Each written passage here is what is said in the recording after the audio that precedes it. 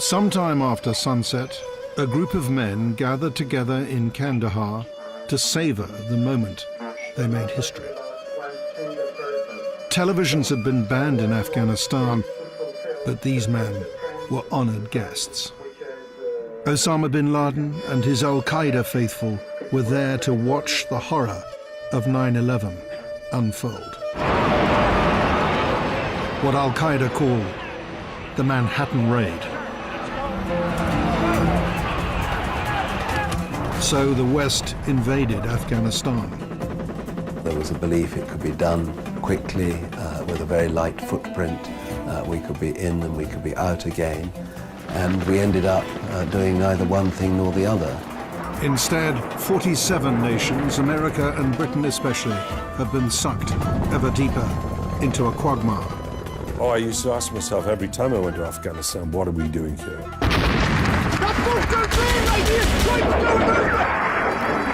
In the first of 3 programs marking 10 years of war in Afghanistan, I've been examining some of the key decisions that have shaped the conflict.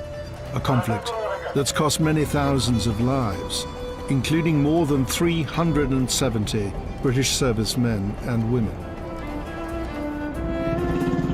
With the right attention, the right strategy, and the right resources, the war would be over and most of our boys would be home. But we didn't do it. It's important to give people a clear idea that there is an end to this. So, will the death of Osama bin Laden, who started the Afghan war, bring us any closer to an end?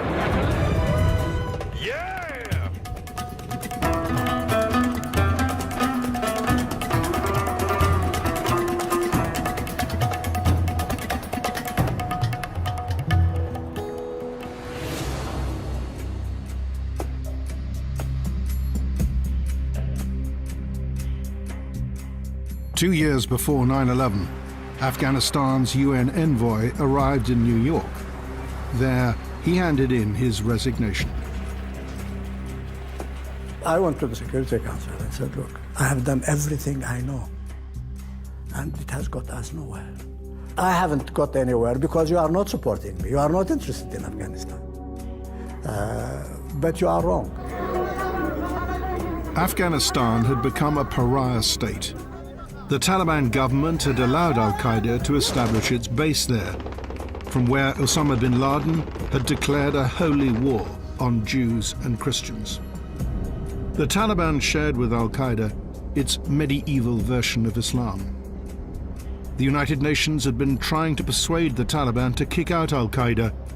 Their envoy had had a rare meeting with the Taliban leader, Mullah Omar, a veteran of the war against the Russian invaders of the 1980s. Very shy man. He had lost an eye, and he was very much aware of that, so he kept always playing with his hand like this. Very, very soft-spoken. I told him, look, this group have an agenda that has nothing to do with Afghanistan, and that will create a lot of problems for you. He said, Osama bin Laden, he is our guest. In Afghanistan, bin Laden was more than just a guest. As a wealthy Saudi, he helped bankroll the Taliban regime. Mullah Omar refused to disown his friend and benefactor. Lakhdar Brahimi's mission had failed. He warned the Security Council that by ignoring Afghanistan, they were storing up trouble. You are wrong to think that this is a small country, a faraway country. What happens there is irrelevant. It will blow in our faces.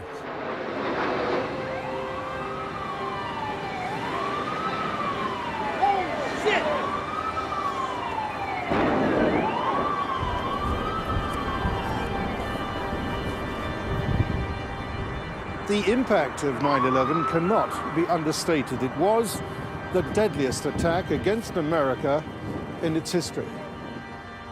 With nearly 3,000 dead, it was inevitable that America would strike back. The people who knock these buildings down will hear all of us soon. Prompting America to invade Afghanistan was exactly what Osama bin Laden was hoping for on September 11th. His son has told us, in retrospect, my father's dream was to get America to invade Afghanistan.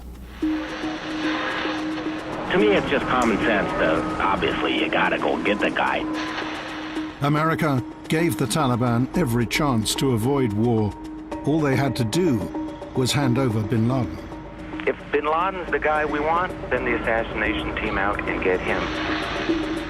It was a serious effort to persuade the Taliban, you do not want to go down with al-Qaeda. If you'll hand these guys over, our war isn't with you. The Taliban response was that their ancient hospitality code trumped all other considerations. It was a no, that we're not going to separate ourselves from our traditional hospitality and welcoming of guests. It's hard for us to understand that when you're dealing with a man like Osama bin Laden. It happens like that. It happened like that. Yes. The life of the guest is protected by the lives of the hosts. Nearly 4 weeks after 9/11, America's patience ran out. The president told his generals to unleash holy hell. On my orders, the United States military has begun strikes against the al-Qaeda terrorist training camps and military installations of the Taliban regime in Afghanistan. America was determined not to get bogged down in Afghanistan, so there was no large ground invasion, no heavy armor.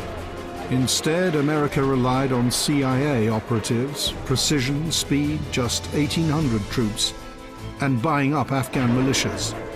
Its plan was war light.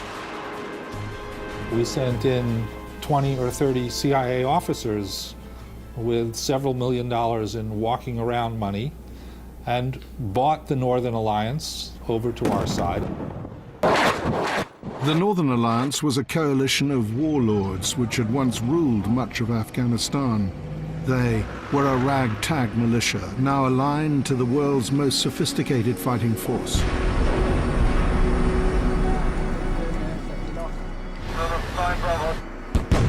In the 1990s, the Northern Alliance had lost to the Taliban in a civil war costing tens of thousands of lives. The tables were now turning.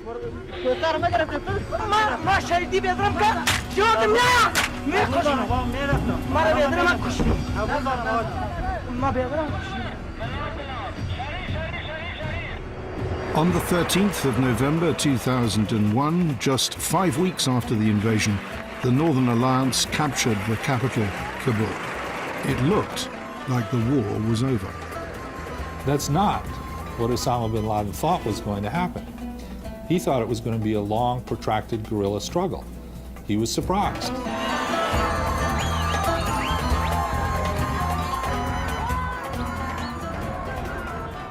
The celebrations in Kabul concealed a mass of underlying tribal and sectarian tensions. The Northern Alliance represented ethnic groups in the north. The Taliban were drawn from the majority Pashtun of the south. To avoid another inter-ethnic civil war, Afghanistan needed a leader acceptable to both the north and the south.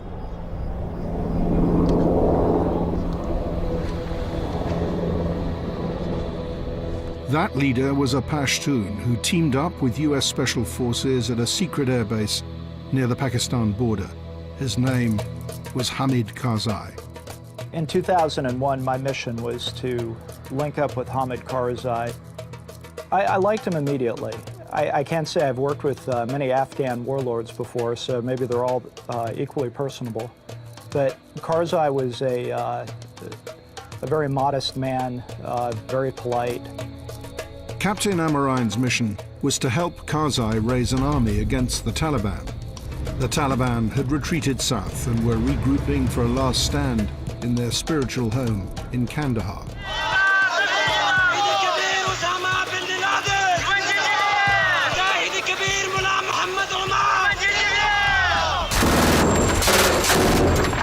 During a chaotic day of fighting, Karzai and Amarine learned that hundreds of Taliban fighters were closing in on them.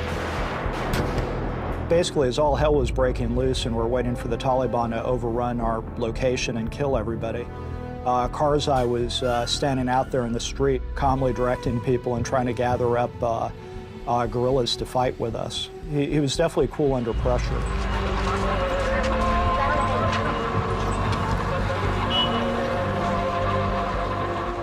We received a phone call late at night. Everybody was asleep except me and Karzai. After he hung up, it was like, you know, oh, who is that? He says to me, oh, that was an intermediary from Mullah Omar. And I kind of did a double take. I'm like, what did Mullah Omar want? The Taliban leader wanted to explore the terms of a surrender. Provided the Taliban returned peacefully to their homes, the war would be over. At least, that's what the Taliban say Hamid Karzai promised Mullah Omar. He promised to him that this is your country, to live in your country peacefully with all your natural rights and the human rights. But they were not allowed to live peacefully in this country. Washington rejected a deal with the Taliban. Their Afghan mission was kill or capture, and they made no distinction between the Taliban and Al-Qaeda. Do you think that was a mistake? I do. Certainly below the level of Mullah Omar, to have considered a political approach which would have offered the Taliban possibilities to participate in the political process, provided that they would cut their ties with international terrorism. I think that history will judge that a missed opportunity.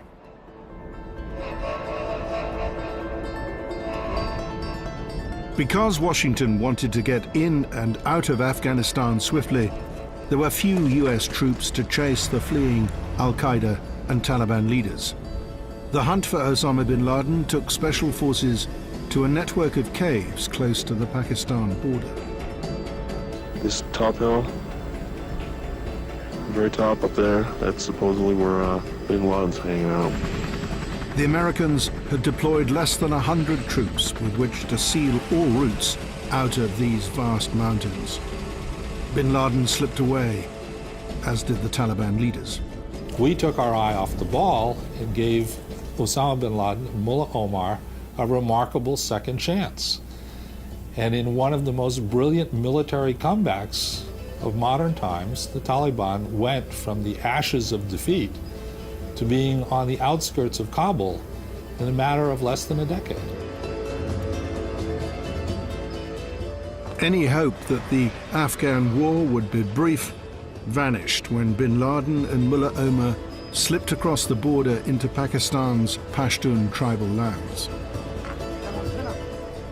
Greeting the fugitives were not only friends and family, but also elements of Pakistan's military intelligence sympathetic to Al-Qaeda and who'd also helped the Taliban win the Afghan civil war in the 1990s. They wanted the government in Kabul that was under their influence and control, and which was not under the influence of India. They had given them their first batch of serious weaponry, ammunition, money. There were Pakistani military officers who were working and serving with the Taliban. After 9/11, Pakistan's president, Pervez Musharraf, bowed to American pressure and promised to cut his government's ties to the Taliban. The Bush administration was ecstatic when Musharraf agreed to switch sides after September 11th. President Bush is a man who believes very strongly in personal relationships, and he believed that he and General Musharraf had developed a strong bond between them. Many Al-Qaeda members were arrested. Not so the Taliban High Command. Mullah Omar and his fellow fugitive leaders were reported to be living openly in the border city of Quetta. Right on the outskirts of Quetta, there is the biggest refugee camp, about 100,000 people. Now this is the center of everything. And control the on center the of the Taliban. Yes, centers of anyone coming and going, any terrorist coming and Any going. jihadi group. Yeah, anyone could come there and go. Can you differentiate between a Taliban or a refugee? No, sir, you cannot. They are the same beards, carrying weapons. So it's the same people. In Kabul, the Afghan intelligence service did not accept there was an innocent explanation to Mullah Omar's presence. From the outset, there was deep distrust of Pakistan's motives. The Taliban leadership were hibernating in Pakistan. They were not defeated or killed.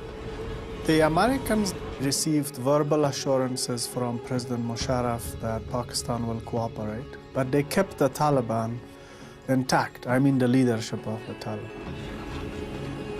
I learned over time in dealing with President Musharraf that he would literally tell me the truth. I had an occasion where I asked him to dismantle a certain terrorist camp that was directed towards Kashmir. And after we wrangled a bit about it, he agreed. And he did? He dismantle it? He did dismantle it. However, he remantled it a couple of kilometers away. So when I went back to him, I said, now, this time I've got to ask you to dismantle this terrorist camp. So let's say you have 12 in total. Tomorrow there'll be 11, and every day after this there'll be 11. Okay, I agree, and he did it. Terrorists who once occupied Afghanistan now occupy cells at Guantanamo Bay. 4 months after 9/11, there was a feeling in Washington of mission accomplished.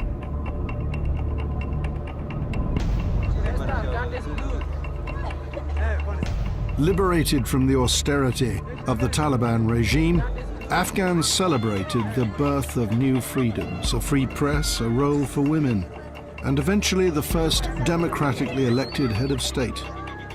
But the Americans had made it clear from the start that they weren't there to rebuild Afghanistan. That was a job for Hamid Karzai's new government. The U.S. insisted that public safety in Afghanistan should be a responsibility for the Afghans, despite the fact that at this point the country had no army and no police force. The U.S. Defense Secretary, Donald Rumsfeld, said it would be a fool's errand to get more involved in a tribal society as complex as Afghanistan. Rumsfeld said U.S. forces would use their influence to prevent outright fighting, but that nobody would do peacekeeping or public security outside Kabul.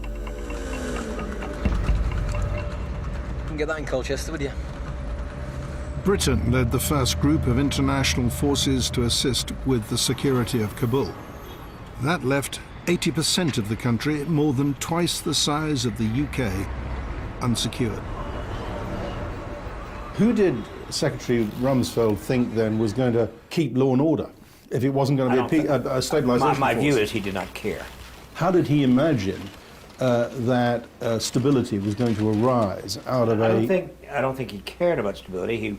He was intent, and give him his credit, on dismantling and destroying Al Qaeda. I don't think he was intent at all on what the Afghanistan of the future would look like.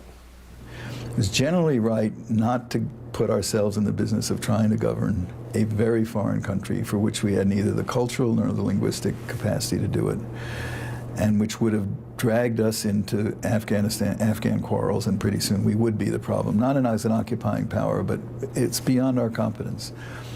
On the other hand, I think we should have done more to build up the Afghan capability to provide for their own security. force. If there's one thing I would wish we had done, it was to use the time when things are relatively quiet. Karzai had no militia of his own.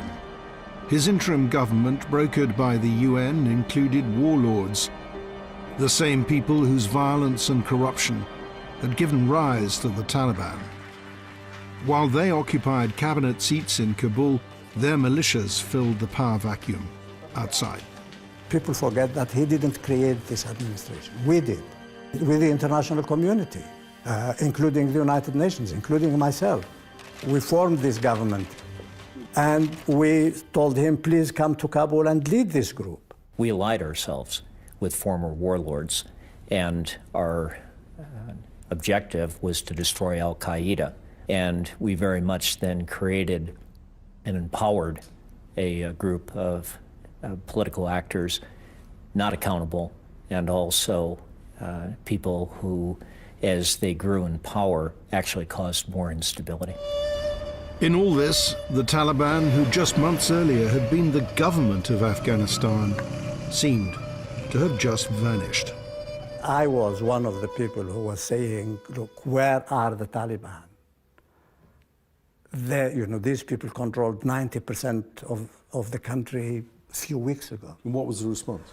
The response was, it's useless. You said, they have been defeated, it's gone, finished, they will never come back. Within 6 months of the invasion, Britain and America began to avert their gaze from Afghanistan, preoccupied by another matter: preparations for the war in Iraq. The biggest single mistake, just one, probably Iraq.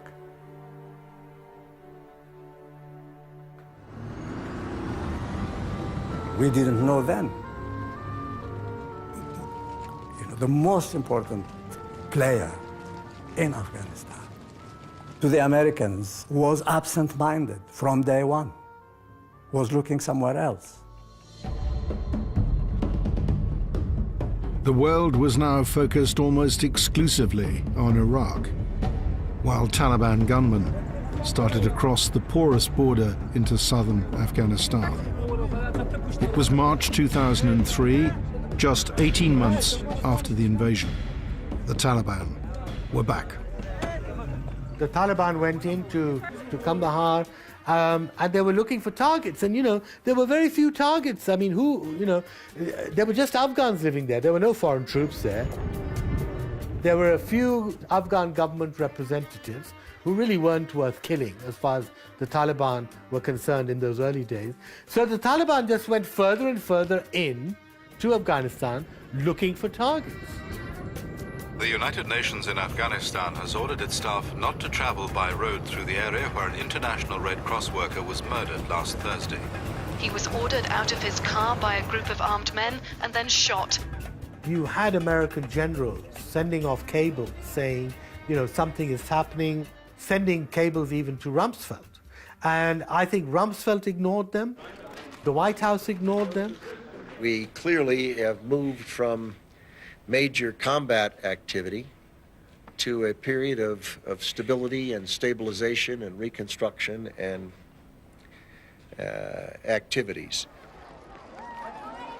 It was the forgotten war of 2002 to 2005. The Taliban were reorganizing. They were licking their wounds and figuring out what to do next. There wasn't a heavy British or coalition loss, and the country seemed to be relatively stable. It wasn't a war on the front pages. And yet, the Afghan war was far from over.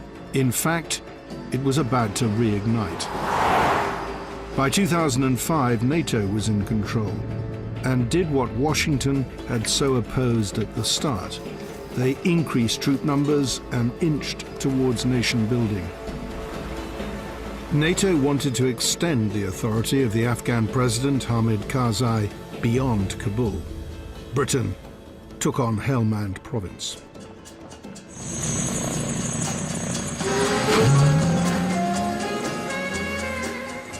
It was suggested that I should go down to this place called Lashkargah. And everybody said, look, it's not entirely safe, but you'll be okay.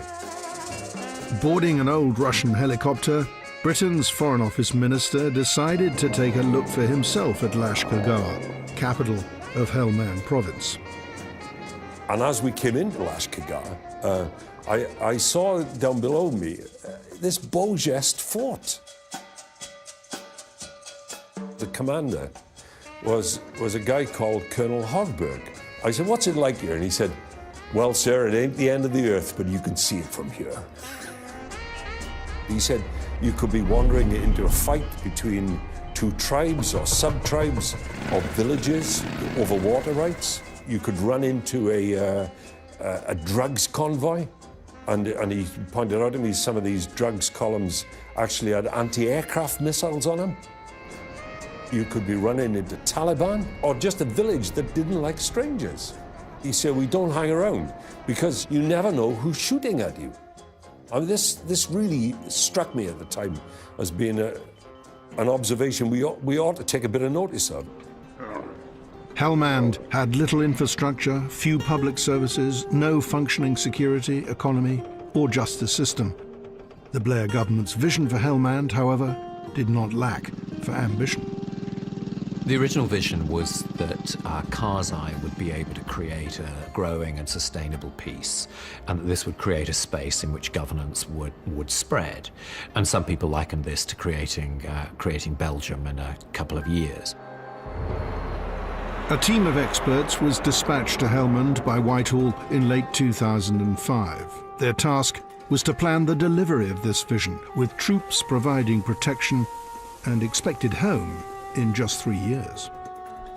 It was a task of biblical proportions. It was a medieval province, vast open spaces. There was no infrastructure. I remember flying across the province's only road.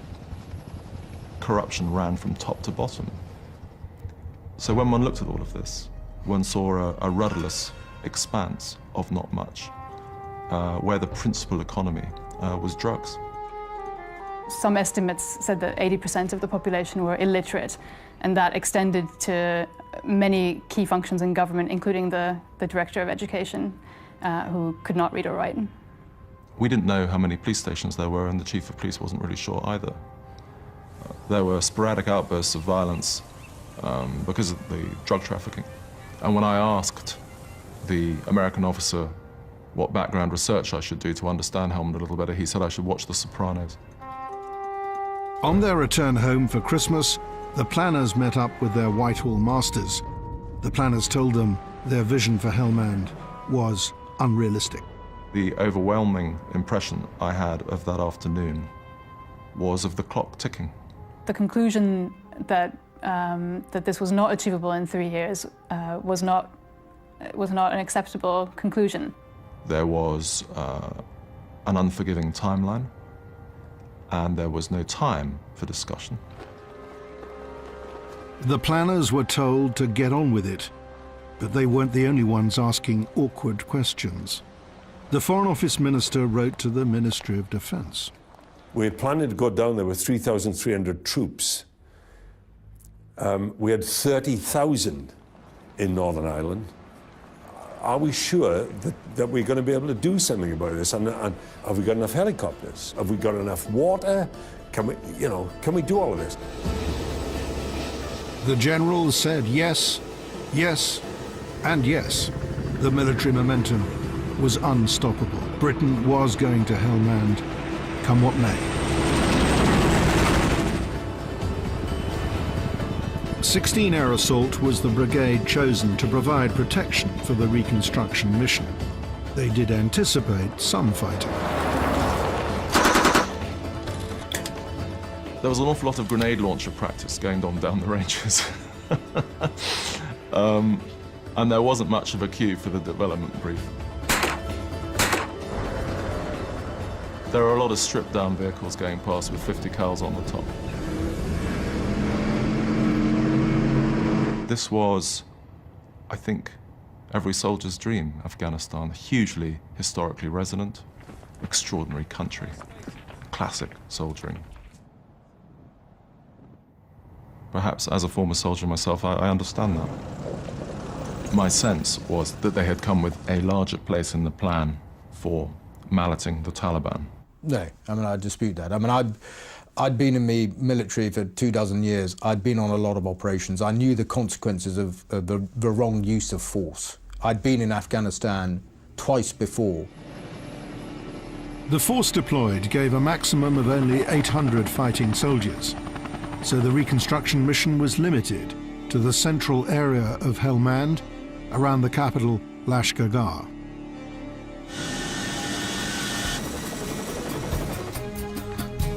Out on patrol in Helmand, the British troops have arrived and are introducing themselves to their new neighbours. I'm good, fine, thank you. How are you? Does he understand why the British soldiers are in Lashkar? No, sir, he doesn't know. From the moment that troops arrived, Helmand's Afghan governor warned that his authority was being undermined by lawless gunmen in the north. He urged the army to deal with them. His argument was very much on the case saying, I need you to make sure that the flag of Afghanistan flies over all of the district centres. Yeah. Did you resist that to begin with or not? We did. We made it very clear that we were going to be extremely limited in our capability to do other operations. The generals in London judged that deploying north was unsustainable, but the Helmand governor persevered and was supported by the British Embassy in Kabul and the Secret Intelligence Service. By late May, the generals relented. The order was given to defend positions up to 70 miles from the reconstruction area.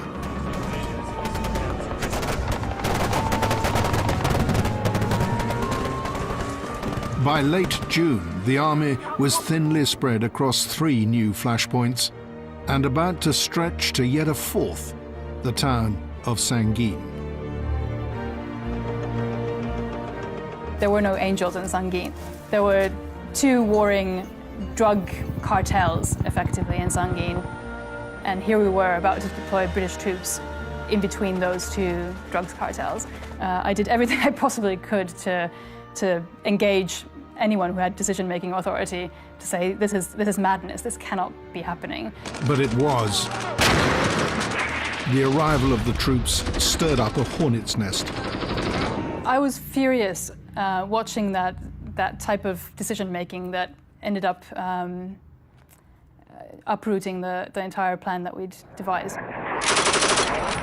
The summer of 2006 saw the British Army engaged in some of its fiercest fighting in half a century. Watch it shoot! Watch it shoot! Pass up the grenade! How does this compare to Iraq? Oh, it's a lot worse. It's a lot better.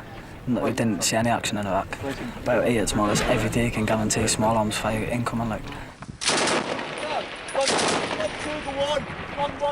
Pinned down in a series of Alamos across the north of Helmand, British soldiers became magnets for attacks from the Taliban, drug gangs, and locals just angry at the presence of foreigners. A lot of the people we were killing were effectively the farmers who'd had AK-47s put in their hands by the Taliban leadership. Part-time Talibs, really? Part-time Talibs. Part-time Talibs are not very well-trained ones, and we killed huge numbers of them. And I don't think that was to our liking at all. And we were conscious that really for every one we killed, we were probably actually fueling the insurgency. The general responsible for overseeing day-to-day operations in Helmand was Sir Peter Ward, now head of the British Army. The mission changed dramatically. No, I don't think the mission did change, actually. Really? No. It changed in what, do you mean the aim changed? Well, or the mode of delivery changed? Well, it changed in the sense that the original mission was a sort of hearts and minds, we'll help bring governance mission to this limited area in the centre of Helmand. And within a matter of weeks, 16 air assault were fighting for their lives in a series of Alamos, and no governance, none at all, taking place. Had we not gone north, what would have happened in your estimation? That's not for me to say. What you were in charge of the operational decision. Yeah. So what's your estimation? I think Afghan governance in Helmand would have collapsed. I think you'd have seen the Taliban breaking out, and you'd have had your Alamos in different parts of Helmand.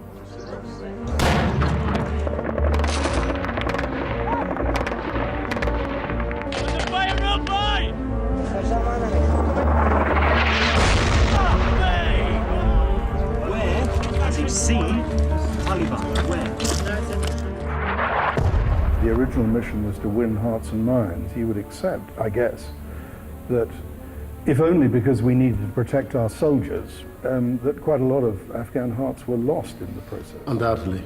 Yeah, undoubtedly. I accept that. This guy's IDing these here and saying the Taliban. Where's the room name? Yeah? 2 men. Yeah, there. Taliban, yeah? How much of your original plan did you manage to implement? Not really very much. I think after the first 18 months of hard fighting, understanding the challenges that the Taliban posed, our expectations changed from Belgium in 2 years to Bangladesh in 30. The scale of the challenges really became apparent. Jesus! Stay still! Stay fucking still! Fuck with Bus! Bus, we gotta get him out now!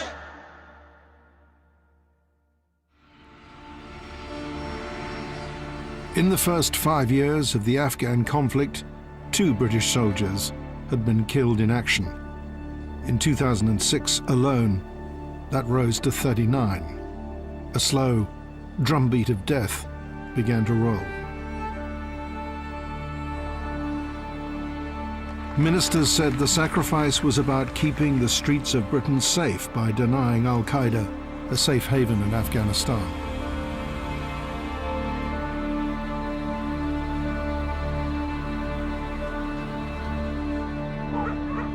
And yet a mission that had been intended to help stabilize Afghanistan seemed to have made it less stable.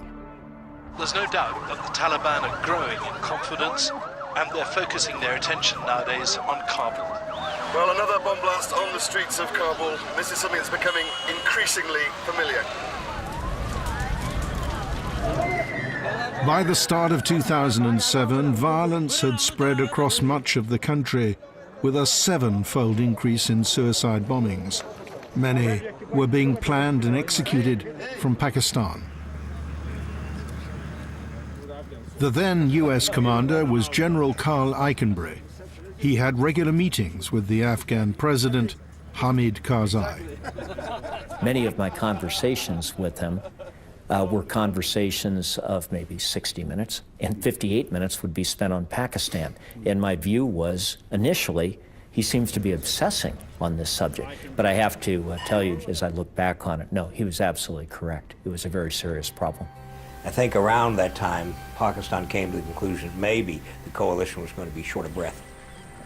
I believe very strongly that if the coalition was not going to prevail in Afghanistan, then Pakistan wanted to make sure that they had some seat at the table. A seat for Pakistan by using the Taliban to gain influence inside Afghanistan. The CIA concluded that America's closest ally in the region could no longer be trusted. Pakistan's intelligence service, the ISI, was playing a double game. You want to know where the headquarters of the Afghan Taliban is? Find the headquarters of the ISI. They're in the same building. We've even had reports of Pakistani officers being killed inside Afghanistan fighting with the Afghan Taliban as expert advisors to them. The Afghans also insist that Pakistan intelligence was protecting the Taliban leader, Mullah Omar. They know where he is? Of course, he is in their safe house. Did they ever tell you where he was when you were? I told them where he was and they got panicked. Not once, not twice, time and again. Why did you not hand over Mullah Omar to the Americans? He never came to Pakistan. He Now did. that is the normal belief. He came to Pakistan at the end of 2002. No, I don't think so, ever. You don't think he's even there today? No, never. I don't think he'll be mad if he's in Pakistan. Where do you think he is? He will be in his own area because he dominates the area. What, in Afghanistan? Yes. You think Mullah Omar's in Afghanistan? Yes, indeed. Absolutely. You must be the only person who does. Well, only person, no. The people who don't believe that is probably West and United States. I don't think anyone else believes that he's in Pakistan.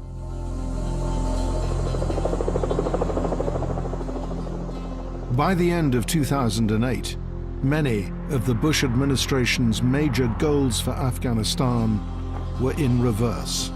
The light military footprint was heavier, 53,000 NATO troops, mostly American, and rising. Washington, once determined to avoid nation building, now spending many billions. And Pakistan, once their friend, was betraying them. America was getting sucked in deeper and deeper, and there seemed no way out. All eyes turned to a new president for fresh thinking. Thank you so much, everybody. Thank you very much. Thank you, everybody. We meet at one of those defining moments. A moment when our nation is at war. We left him a very poor hand of cards with very few choices. When Mr. Obama came aboard, he was immediately faced with, be careful, don't lose Afghanistan. The president asked me to fly with him to California in early March 2009. And after reading my report, we then spent the better part of a couple of hours going through it. President Obama had asked Bruce Riddell to write a no-holds-barred report on the Afghan crisis, and Riddell did not pull his punches.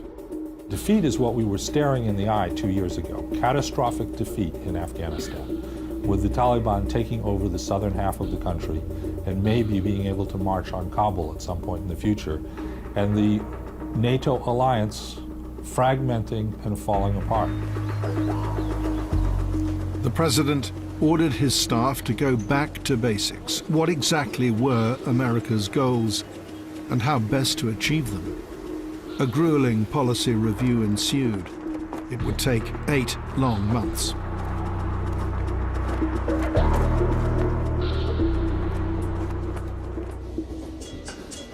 In settings somewhat humbler than Air Force One, an equally bleak picture had been briefed to the British Prime Minister. I was on my way home for the weekend, and I'd got to Cardiff station and just got on the train that goes up the valley, and it was packed out. And suddenly the Prime Minister was on the phone, and you can't not take a call from the Prime Minister. Gordon Brown wanted Kim Hals's assessment of the Afghan government led by Hamid Karzai. 7 years earlier, Karzai had been seen as Afghanistan's savior. I told him that we would find it increasingly difficult trying to argue the case for continued death and the maiming of our young people in Afghanistan when they were fighting to prop up a regime that was basically up to its eyeballs in corruption.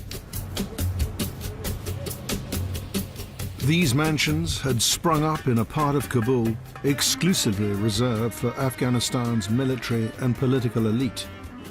Ordinary Afghans could only wonder how such luxuries could be afforded on a government wage. In early 2009, one of the US senators overseeing America's multi-billion-dollar investment in Afghanistan confronted Karzai in the presidential palace. The corruption in the country is rampant. Very frustrating to go there year in and year out and say, when is somebody going to jail in Afghanistan for ripping off the Afghan people? When is somebody connected to the highest narcotics dealer ever going to go to jail in this country? You said this to the President Absolutely, Karzai. just like I'm saying it to you. At the dinner table? Yes. State dinner table? Yes. How much longer are we going? The Afghan people are going to have to wait, and the world going to have to wait. Do you see things change here?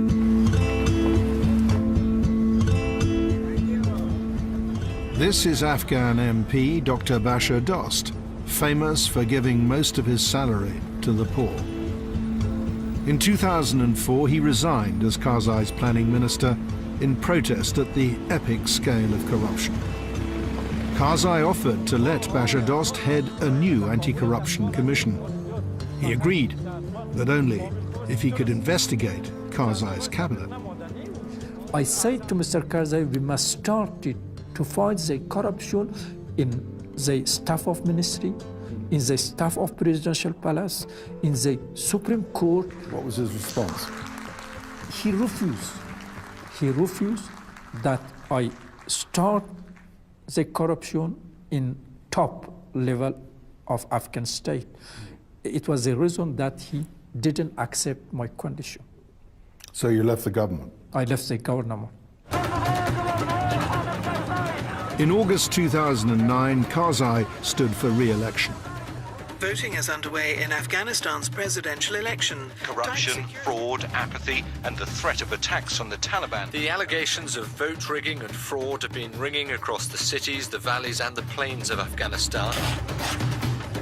The presidential election was wreathed in corruption. Ballot boxes were stuffed with false papers. The campaigns of both frontrunners were implicated. Karzai won a second term in office. But for the West, it meant 5 more years with a partner who'd become a liability and whose state of mind was also ringing alarm bells. President Karzai said to me several times that he suspected the British Army was involved in the drugs trade in Helmand, otherwise we could have ended it.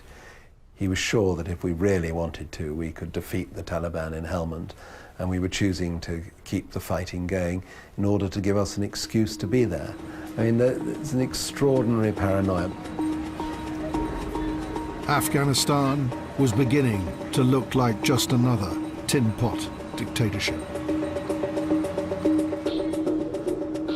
In America, on the 1st of December 2009, the president announced the results of his long-awaited Afghan review. I want to speak to you tonight about our effort in Afghanistan and the strategy that my administration will pursue to bring this war to a successful conclusion. Increasingly brazen. After years of drift, America seemed to set its compass. It was getting out of Afghanistan, but not before having one last crack at the Taliban.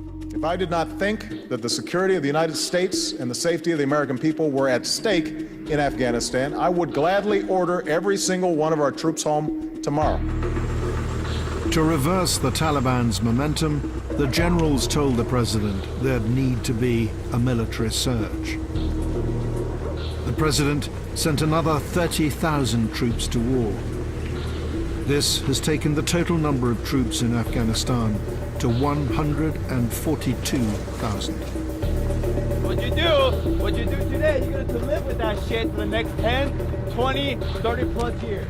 This president decided that once in, he was in all the way, and that he needed to give our commanders in Afghanistan the troops they felt necessary in order to turn the situation around.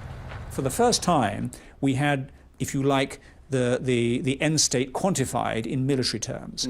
Up until then, we'd just been increasing bit by bit, with never any clue of when enough was going to be enough.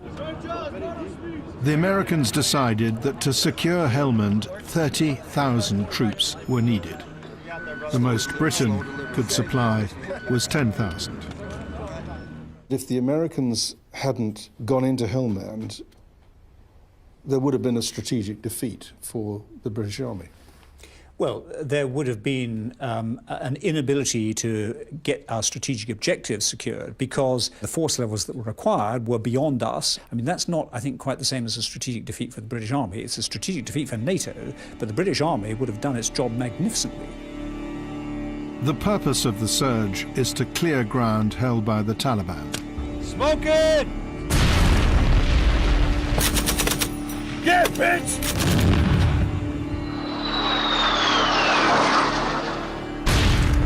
Oh yeah, baby! I fucking love you. Do it right. Check. The Americans want to hand over the whole of Afghanistan to Afghan security forces by 2015. When the surge was announced, the British Foreign Secretary and his special envoy thought this was wildly ambitious. We asked a very senior Afghan minister how long the Afghan authorities would stay in Helmand after we left. And the Foreign Secretary, David Miliband, was expecting an answer 3 years, 6 years, you know, however long it took. And the answer from this minister, very close to President Karzai, knows Helmand very well, his answer with a broad grin was 24 hours, Foreign Secretary, 24 hours. The Americans say that since then there's been much progress from a $12 billion a year training program. Yet they're building an Afghan army and police force whose cost neither they nor the Afghans can sustain.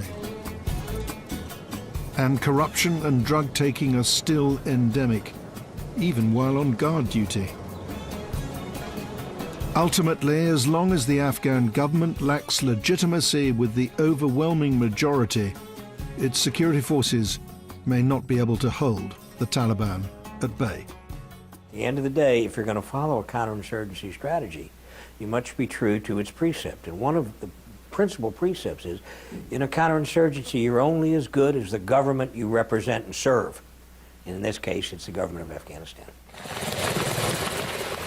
That is why the Americans say that US troops will only be withdrawn from combat by 2015 if the Afghans are capable by then of taking over. Not so the British.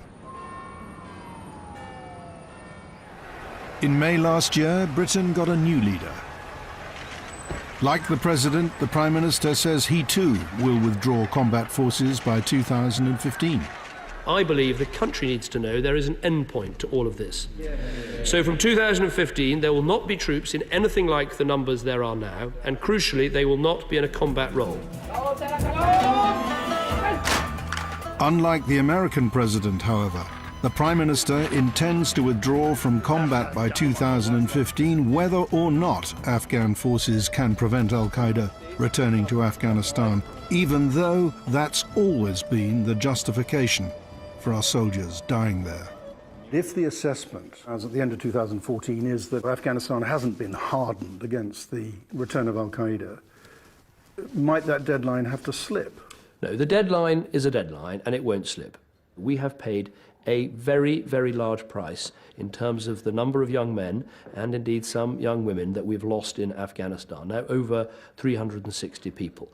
And I think if you're going to maintain public support and backing for what we're doing, it's important to give people a clear idea that there is an end to this. There are lots of domestic political reasons why the Prime Minister has selected that option. And we're committed ourselves as the British Army to deliver against that timeline. And whether or not it turns out to be an absolute timeline or a more conditions-based approach nearer the time, we shall find out. So it's not an absolute commitment then, that we will get out of combat operations irrespective of the conditions on the ground? It's certainly the intention. The intention, yeah. But things could change. Well, things could always change. I mean, things change weekly in politics, in strategic issues. For some time, Britain's special representative to Afghanistan had been arguing the only way out was to start talking to the Taliban.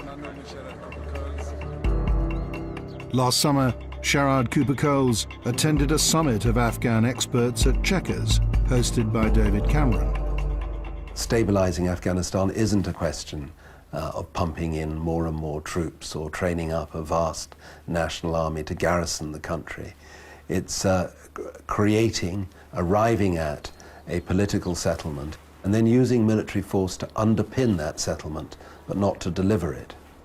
The simple conclusion that we came to is that most insurgencies down history and around the world have ended in two ways. One with some military success, but secondly, with some political process and solution as well.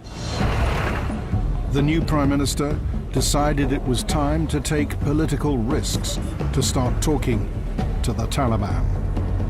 Last February, Washington agreed, something they'd previously opposed. The Americans say a Taliban team, including an aide to the leader Mullah Omar, are now engaged in exploratory talks.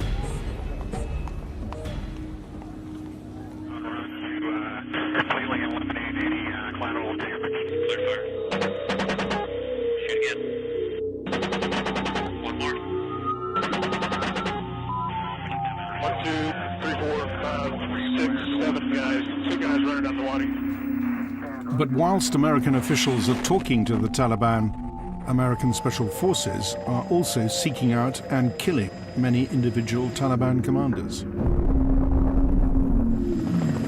In a typical 90-day period, special mission units kill or capture some 360 targeted insurgent leaders.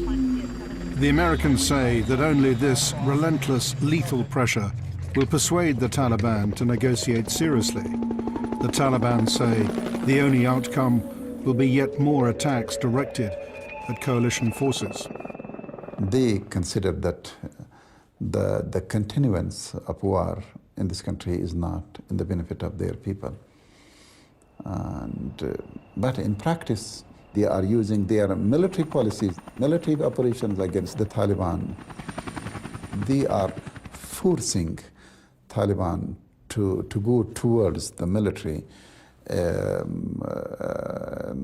military response. On a moonless night last month, American special forces set course for Pakistan. Their target, Osama bin Laden, the man the Taliban leadership still revere as the leader of the Islamic Jihad against the infidel invaders. On nights like this one, we can say to those families who have lost loved ones to al-Qaeda's terror, justice has been done.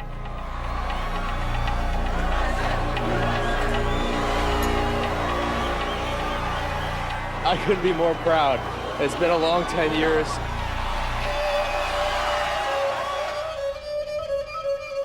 The Americans may have removed bin Laden from the scene, but what of his original objectives? The objective of September 11th was to goad the United States into invading Afghanistan. Then they could destroy an American army in Afghanistan, shatter our will at home, and lead the United States and our allies to get out of the Islamic world.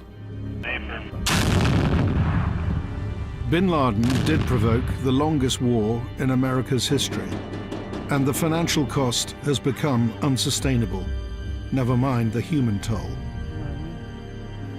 İnsanım da mark da para ragali da wanan, tangbom da mark da para salat, tukmom da mark shade. They're going to say that we kill your women and your children, and that's not true. So what about the coalition's war objectives? They say they've dismantled al-Qaeda's base in Afghanistan, but it's been remantled across the border in Pakistan. We have not succeeded yet in partnering of the state of Afghanistan to ensure that al-Qaeda cannot return here. 10 years ago, we thought we could get in and out quickly. Today, we're still struggling to build an Afghan government that can stand on its own 2 feet. And now we're losing patience.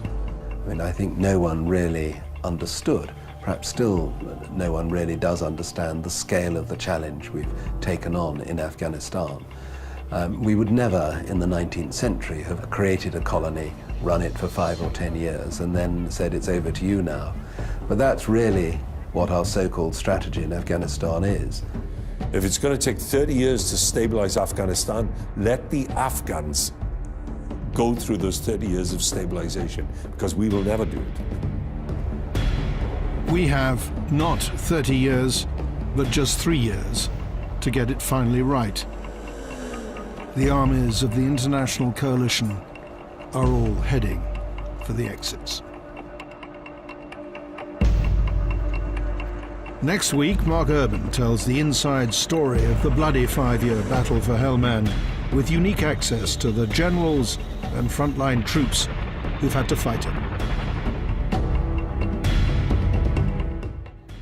And our series of programmes marking 10 years since the invasion of Afghanistan continues next Wednesday at 9 with the battle for Helmand.